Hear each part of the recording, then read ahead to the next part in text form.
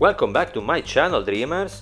Today we are talking about a very important topic, camera movements combined with the viewer's gaze. But what exactly does it mean? In today's exercise I will talk to you about two different types of animation. In the first one you have to imagine the character who, with just the rotation of his head, turns his gaze in different directions. While in the second one the whole character will move, creating a different effect.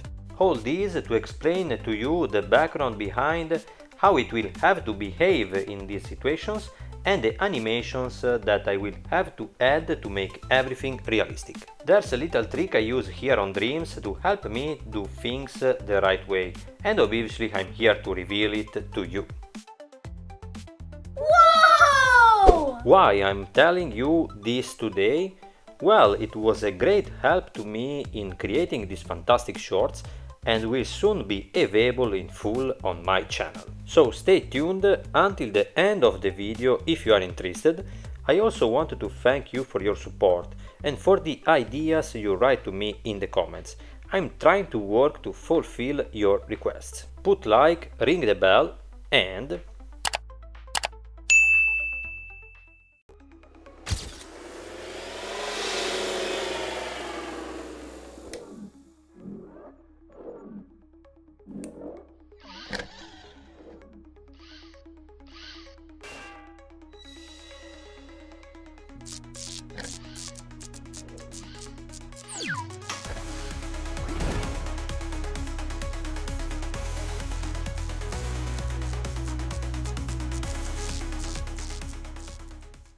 let's start here on Procreate. First of all, I want to show you the levels that I have drawn here, such as these mountain masses and this grid, which, as we will see, is part of the trick to animate on Dreams.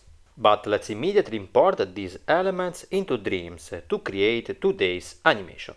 I'm having some problems with this iOS 26. Are you having problems too? In fact, in some cases, Anyway, let's get back to us. Once the project is imported, we bring it to the beginning of the timeline. I'm going to fill the track, convert the drawing to tracks. I'm going to resize the whole group, so maybe we can understand something.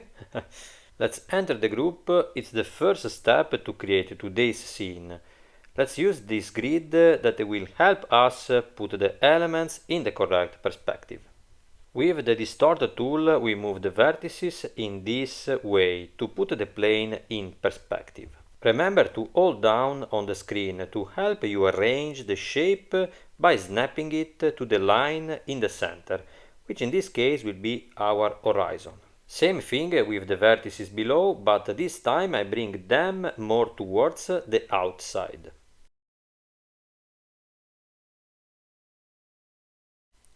Okay, that's fine for now. We can move on to the next step. But first I want to enlarge this blue shape that should be the sky. Okay.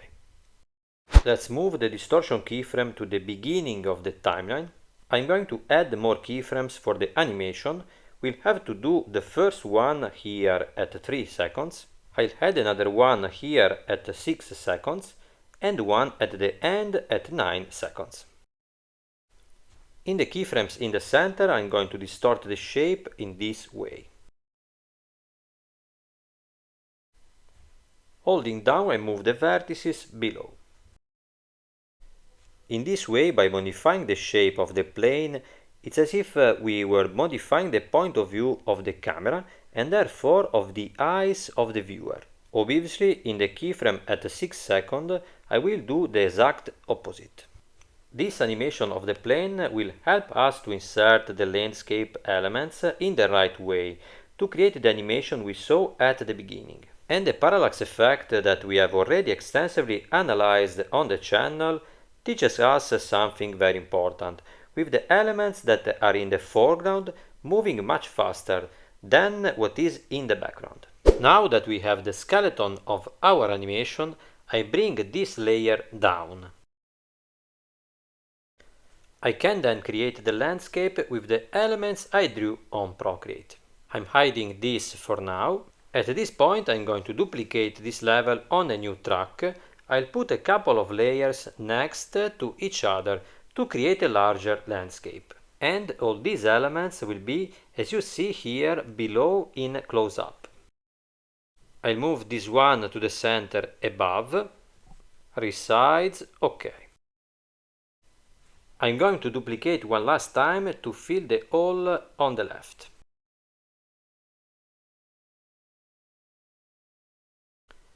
And put here. OK. In this way we have a portion of landscape in the foreground. Obviously I used this system to speed up the work, but you can draw much larger and more detailed portions. And remember to group everything into one group.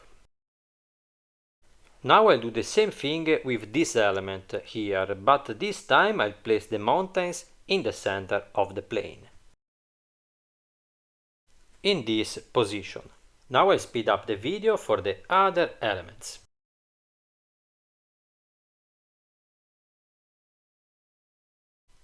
After this, I'm going to group the elements and I can copy and paste it below to create the last portion of mountains in the background. I'm going to resize a bit and move it to the bottom. Now we have everything we need to create the camera movement. A bit below, OK. Now if I press play, as you can see, the shape below will distort like this, and the elements above will have to do the same thing. Now I can move the mountains to match the grid below. I'll hide the level in the center for now, so as not to create confusion. At the distortion keyframes, I add keyframes with the Move and Scale tool on the mountains in the foreground. For now, without moving anything. And the last keyframe here. Now at 3 seconds I move the level to the left. I open here because I want the movement to be only on the x-axis. OK, as you can see, the mountains follow the movement of the plane perfectly. Now we can do the same thing at the next keyframe by moving the mountains to the right. I feel really powerful today. I can move mountains with one finger. As you can see, the effect already works very well, giving us the correct idea of movement and perspective. For now I hide this and reopen the layer in the center. We have to move this element too. First I add keyframes with the Move and Scale tool.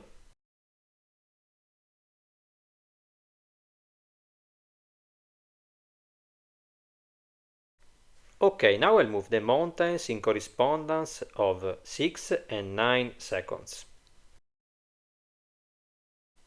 Here to the left. By removing Y we can easily stay on the x-axis. And here on the right. OK. Reactivate this and here the result. Next step will be to add the camera movement.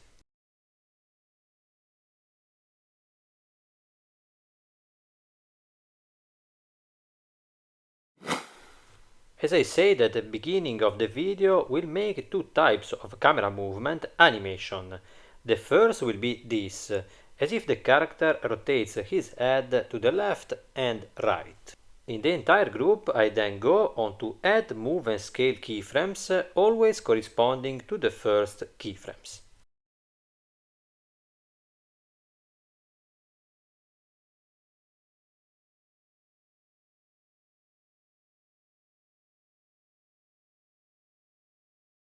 Now I open here, I'm going directly to delete Y. For this camera movement I'm going to move the whole group here to the left. OK, and here to the right.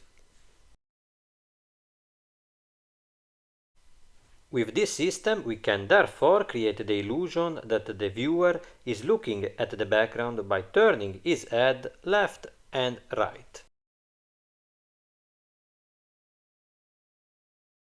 This way, the elements in the background will move faster and disappear to the right and left. If instead I want to get this type of camera movement, I'm going to move the entire group in the opposite direction, first to the right and then to the left. As if the viewer himself moving to the right and left, with his whole body. At the 3 and 6 second keyframes I can also add a rotation to create an even more realistic effect. Here -5 and at 6 seconds 5.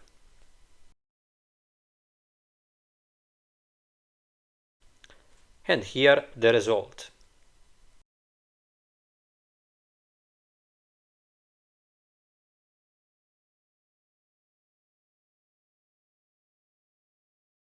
Well dreamers, we have reached the end of another fantastic tutorial. It's just a small drop in the ocean of animations. But I hope the basic concept is clear and you understood one thing, and that is that in 2D animation we have to move the background together with the camera for a realistic 3D effect. There will be many things to see from this point of view, and I hope you will keep me company in the future.